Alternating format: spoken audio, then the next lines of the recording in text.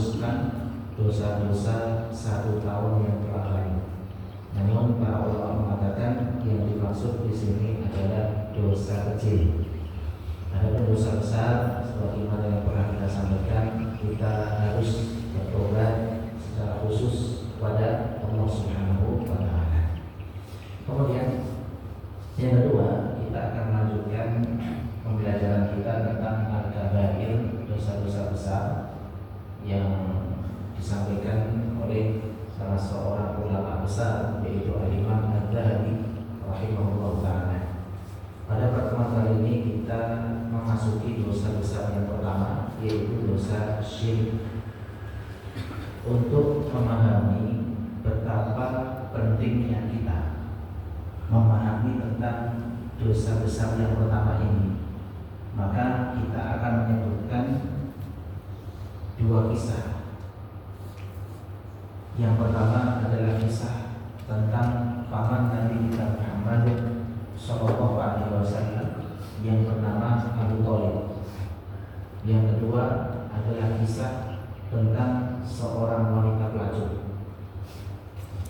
Abu Thalib, Bapak Ibu sekalian, adalah salah seorang manusia yang paling berjasa kepada Nabi kita Muhammad Sallallahu Alaihi Wasallam. Bisa dibayangkan Bapak Ibu sekalian, sejak abah beliau meninggal, ibu beliau meninggal, lalu kepengasuhan berpindah kepada kakek beliau, siapa namanya? Abdul Muthalib. Kemudian kakek beliau Abdul Muthalib meninggal, kepengasuhan itu kemudian pindah kepada Abu Thalib. Sejak umur 8 tahun beliau diasuh oleh pamannya. Yang namanya pengasuh, Bapak Ibu sekalian, itu pasti minimal memberi makan. Itu minimal. Bisa dibayangkan, yang diberi makan oleh Abu Thalib itu calon nabi. Itu kan? Yang diberi makan oleh Abu Thalib siapa? Calon nabi. Orang terbaik, manusia terbaik yang pernah Allah ciptakan di atas bumi, Nabi Muhammad SAW. Bukan hanya 1 tahun, 2 tahun, Bapak Ibu sekalian. Abu Thalib memberi makan Nabi itu bukan hanya 1 tahun, 2 tahun, bertahun-tahun lamanya. Bahkan dipisahkan oleh Ibu sekalian. Bukan hanya mengasuh, di umur belasan Abu Thalib mengajak Nabi Muhammad SAW untuk apa? Untuk berdagang.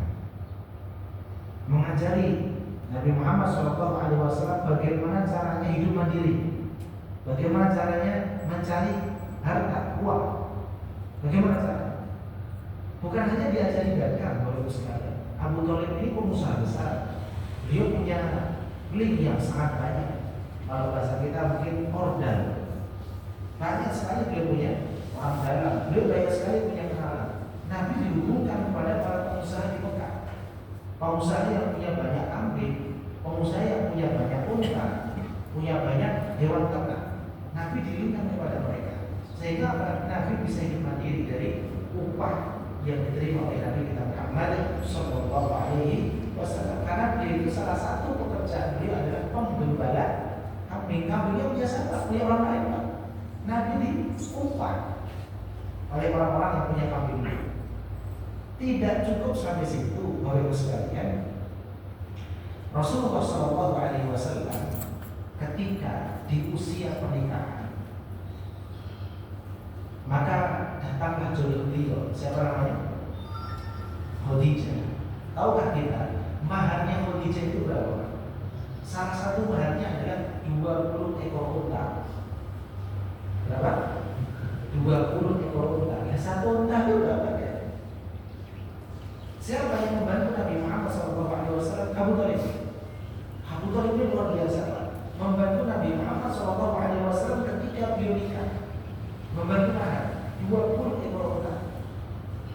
Tentu gaji Nabi Muhammad SAW tidak mencukupi, Pak, karena beliau hanya seekor pengembala kambing. Kalau untuk beli 20 ekor unta, siapa yang bantu? Abu Thalib. Bahkan dikisahkan di dalam beberapa kitab, Abu Thalib inilah yang kemudian khutbah nikah bahasanya, yang memberikan sambutan bahasanya.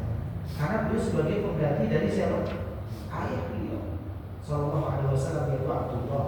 Abdullah ini paman beliau Sallallahu Alaihi Wasallam. Lalu ketika Nabi Muhammad Sallallahu Alaihi Wasallam diangkat menjadi nabi, apa yang dilakukan Abu Thalib? Abu Thalib lah yang menepis semua opini buruk tentang Nabi Muhammad Sallallahu Alaihi Wasallam. Ada yang mengatakan Nabi majnun, gila. Ada yang mengatakan Nabi kahin, dukun. Ada yang mengatakan Nabi kadzab, berdusta. Siapa yang jadi member Nabi Muhammad SAW? Abu Thalib. Tidak ada satupun orang kafir Quraisy yang berani menyentuh kulitnya Nabi Muhammad SAW selama Abu Thalib masih hidup. Beliau adalah membernya Nabi Muhammad SAW.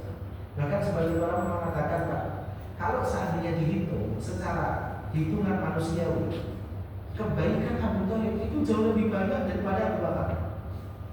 Kalau Abu Bakar itu menemani Nabi sejak apa? Mungkin beberapa tahun sebelum Nabi diangkat menjadi seorang Nabi, ke Gua Hira, kemana-mana. Tapi Abu Thalib ini jauh lebih banyak jasanya dibandingkan siapa? Abu Bakar As-Siddiq radhiyallahu anhu.